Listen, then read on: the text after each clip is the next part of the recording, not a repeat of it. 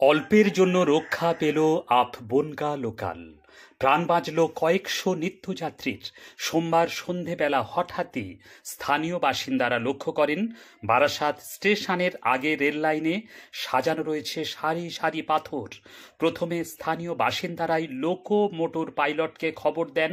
খবর পেয়ে তড়িঘড়ি লাইনের ওপর থেকে পাথর সরানো হয়। স্থানীয় লোকরাই এদিন জানান, আমরা রেল লাইনের কাছে এসে দেখি অনেকগুলো পাথর সারি করে রাখা। ট্রেনটা আসার শব্দ পেয়ে আমরা দৌড়ে গিয়ে লোকো পাইলটকে জানাই। তিনি তৎক্ষণাৎ ট্রেন থামিয়ে দেন, না হলে বড় দুর্ঘটনা ঘটে যেতে পারত। এই ঘটনার পর এলাকায় আতঙ্ক ছড়িয়ে পড়েছে। বারাসাত বনগাঁ রেলপথে প্রতিদিন হাজার হাজার যাত্রী যাতায়াত করেন। এই রুটের লোকাল ট্রেনগুলি সাধারণ মানুষের জন্য জীবনযাত্রার একটি অবিচ্ছেদ্য অংশ। তাই রেল লাইনে পাথর রাখার মতো ঘটনা যাত্রীদের মধ্যে নিরাপত্তা নিয়ে প্রশ্ন তুলেছে। ব্যুরো রিপোর্ট, শাসন বাংলা টিভি। গতকাল এখানে হয়েছিল একটা পাগল এই লাইনে বারে এখানে পাথর দিয়ে মানে এখানে বসেছিল, অনেক লোকজন ওখানে ছিল, আমরা দোকানদারি করছিলাম।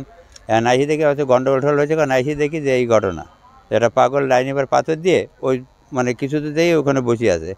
তার না, আমরা আগে দেখছিলাম 1 নম্বরে, একদিন দেখছিলাম ওই পাগলে ওখানে ওই সব মানে মুড়ি ছুড়ে এই সমস্ত খাচ্ছিলো 1 নম্বরে। আমরা মাল আনতে যাই তো তখনই দেখছিলাম 1 নম্বরে। আর কালকে সেইটাই সেই পাগলই। গতকাল যখন এই ঘটনা ঘটেছে তখন ট্রেন আসছিল? ট্রেন এসেছিল, ট্রেন এসে আপনার ওই চারি দাঁড়িয়েছিল। আচ্ছা, হ্যাঁ রেল লাইনের উপরেই রেখেছিল। হ্যাঁ হ্যাঁ হ্যাঁ হ্যাঁ। আপনারা দেখলেন কি ভিড়ভাট্টা হয়ে গেছিল তখন এসে? হ্যাঁ, যখন আমি মনে হতো গন্ডগোল হয়েছে কেমন, তাই আমরা এগিয়ে আসছিলাম, এসে দেখি যে এই ঘটনা। তারপরে পাথরগুলো কারা সরালো? পাথরগুলো সরিয়ে দিয়েছে।